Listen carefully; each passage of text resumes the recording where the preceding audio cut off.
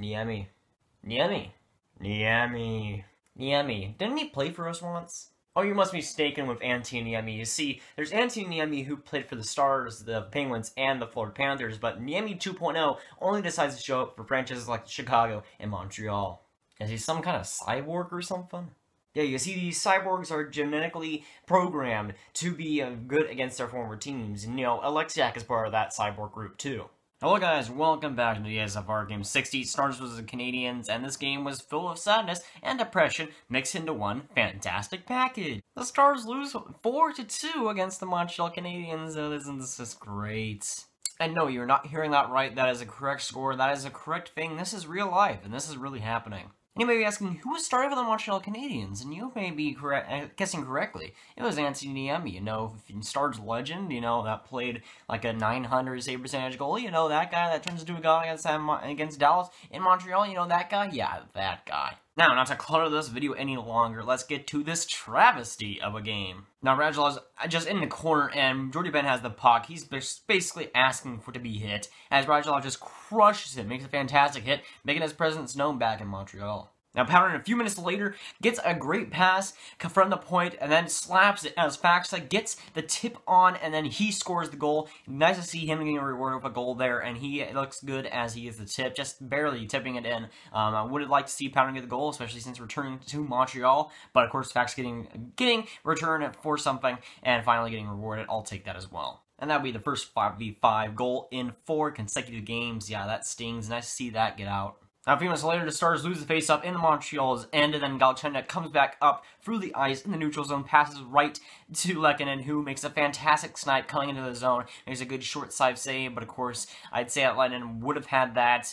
He just wasn't on his game tonight as well. He would have looked pretty average, below average, I'd say, but on that goal, I don't know if it was quite his fault. That was a great shot, but Lehkonen probably should have had that. Now, Niemi makes a few great saves in the first, but overall it was a pretty even game throughout the first period. The Stars and Montreal Canadiens both had a lot of chances, but both goaltenders were pretty solid.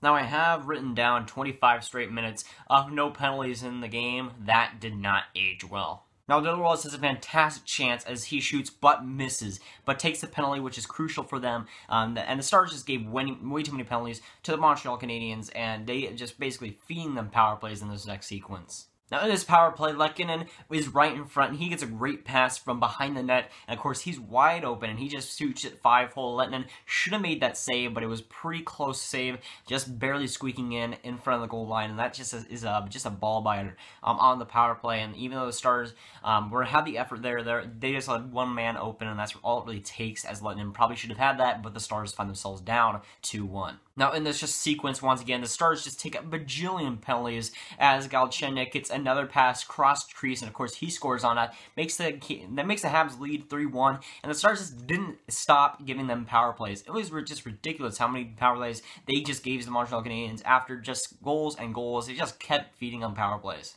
Even though the Stars do kill off a couple of power plays, they still do give a couple of power play goals to the Montreal Canadiens, and that's big for them. Having to be down 3-1, even though they didn't end up getting a goal, it was just serious pitfall that even though they've been coming back from, they just can't really give up that amount of goals to a team that is basically giving you the win. Now, the Stars do get a crucial power play after that fight. Apparently, they were awarded for the fight, and of course, winning the fight for the Dallas Stars is a huge momentum thing, and just getting the power play after that was huge too, as the Stars get a good goal, as Ben gets a fantastic pass for Radulov from the corner, but Ben basically has a yawning cage after that. That was a great pass, and nobody's really covering him. Ben just has just an empty net basically in front of him, and of course, he scores. Now, at the time, I thought that was a huge goal, and of course, looking back on it, it didn't really matter, but that was a huge goal going into the third period with about a minute left in the second. That's overall just a huge goal for the Stars to get hope going into the third period. Now, Dickinson fights Deloria at the start of the third period, and he basically gets his face all mangled up as it's just bloody.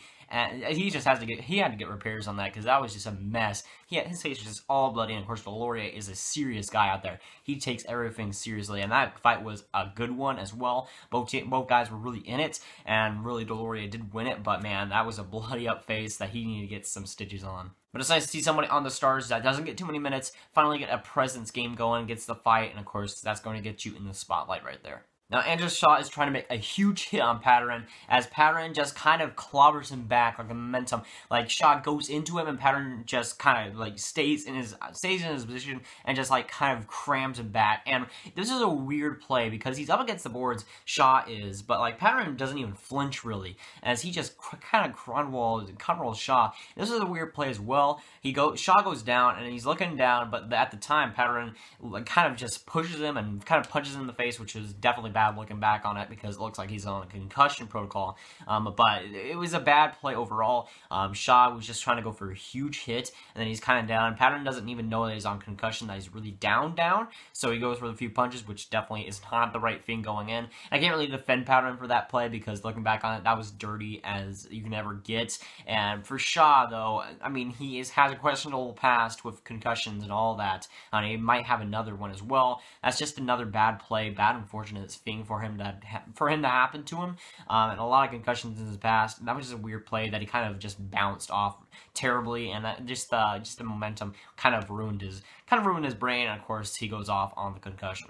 And then Ham Hughes decides to be completely useless defensively, as Sherbak basically goes around and then basically gets a pretty easy breakaway. And then he comes and dangles out Lettinen and scores to make it 4-2 for the Montreal Canadiens. Now, there was a lot of people at fault here. The defense was pretty trash on that play overall, but Lettinen, man, he just gave up on the play. I mean, he was just going fully committing on one side, but man, he had to have some kind of pushback, but he really didn't have anything. Of course, he just went all in on one side, and Sherbak dangled him out there and scored. And at that point, the game was basically solidified, because I knew the Stars weren't going to come down from 2 goals. So at that point, you know, Sherbak it was a decent goal, but Lettinen probably should have saved that. Now, in the last few minutes, Niemi decides to be a god, as the Stars do get a couple of power plays, but at the end of the game, they had basically a 6-on-3, and to not score on that was unexcusable. Niemi made a few fantastic saves, but the Montreal Canadiens were blocking a lot of shots, and they do that a lot. Their defense tightens up a little bit throughout that period, the end of the game, and just the Stars to not score on a 6-on-3 was just unbelievable, just unexcusable. And the thing that ticked me off the most was just the little things, you know, and the little things in that last minute. You know, Jason Spezza, in the last minutes, he's a playmaker, you know. My opinion on him is that he's basically just a pure playmaker at this point. He is good at passing and just pretty much garbage at everything else. He can't really shoot anymore. He basically is, I'd say, basically a bargain bin version of Thomas Plekanec, and he can't shoot. He really can't do too much there, but he's just basically a good passer, and that's about it. So he's in the last minute, he's on the power play, I guess you could call it, on the 6-on-3, and I don't know why he's on that.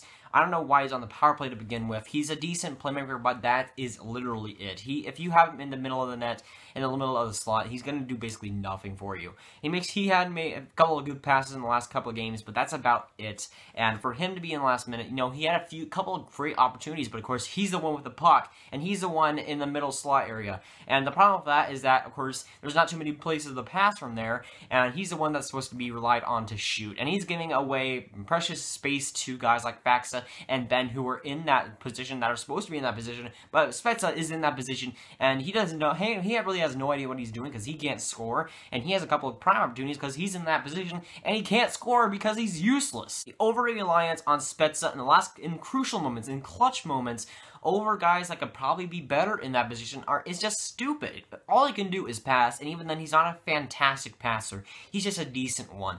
And if he's in the middle of the net, he's going to have to be relied on to shoot or deflect or do something. And he really can't do anything in that middle position. If he can't pass, he can't do anything. And again, just the overall reliance on him on the power play and stuff like this in crucial moments that he just can't perform in. I don't know why he continues to be on the power play. I don't know why he continues to be on man advantages. It's just dumb. And the game ends, and we can't score on a 6-on-3 because we're pretty much trash, and Niemi decides to be a god against us because of course he does. And with that, playoff chances look dimmer and dimmer against teams that we should win against. This is like this is like the first of 3 teams that we have to, I wouldn't say have to win, but these 3 teams are garbage that we should win against. I think if we face Ottawa once more and Vancouver once more, and of course this is the first game of that kind of stretch here, Montreal, Ottawa, Vancouver, those are 3 teams that I wouldn't say have to win against, but those are garbage teams that you, well, have to win against, especially in a close race like this.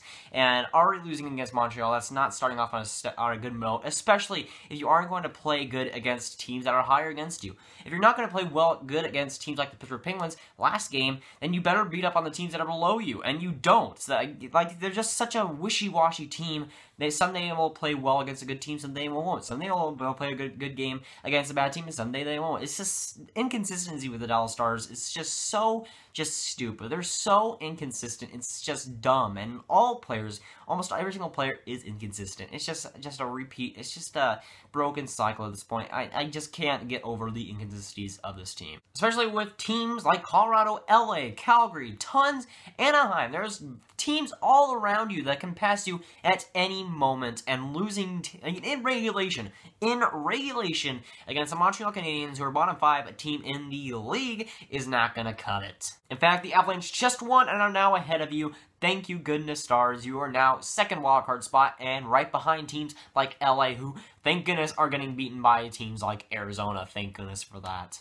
In fact, if LA didn't choke that chance away against Arizona, you'd be out of the playoffs, Dallas. That's how close it is. They were 1 point away from being out of the playoffs tonight if LA had won that game against Arizona, but thank goodness for that, man. Stars are still clinging on to a playoff spot just barely, and that should be... I wish that the LA Kings would have won that game, because that would have been the massive wake-up call for the Dallas Stars that I think we frankly needed, and for just all the inconsistencies that we've had, and all just the losing streaks, man, and how we just blow against bad teams.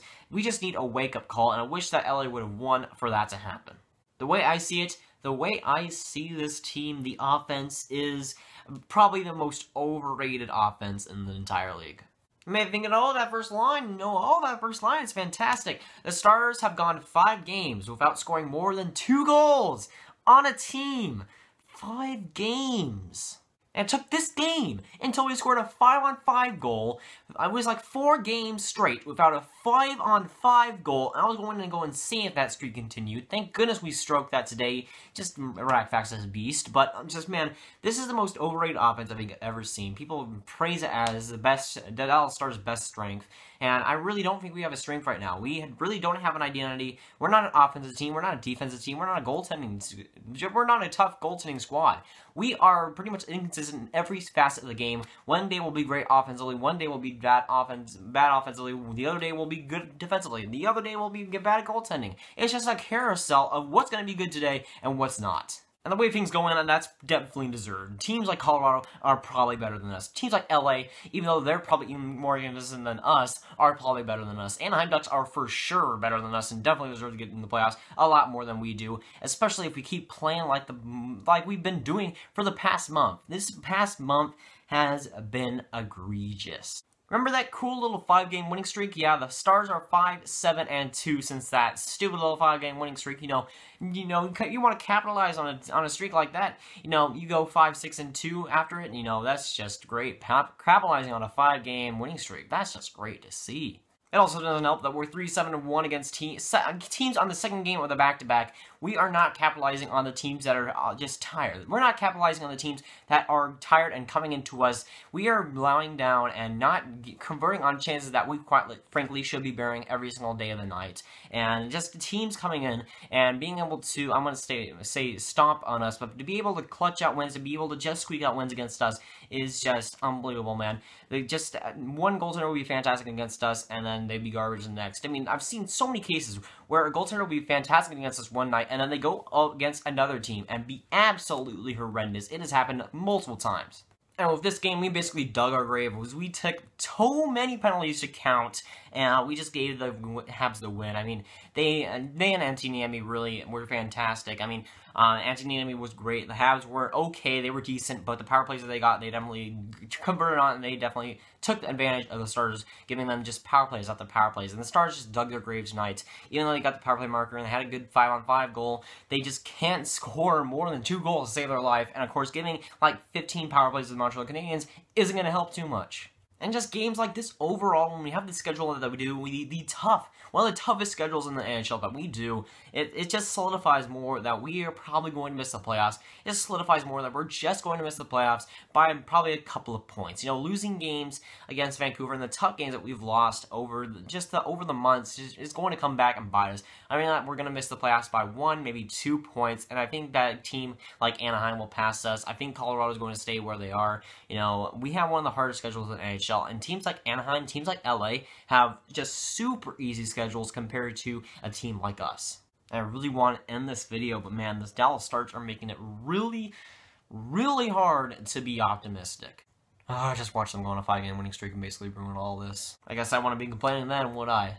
But that's going to be it, guys. Like, subscribe, and not ring that bell if you haven't. Tell me below what you thought of this pitiful game of an excuse of a game, and I'll see you guys later. Goodbye.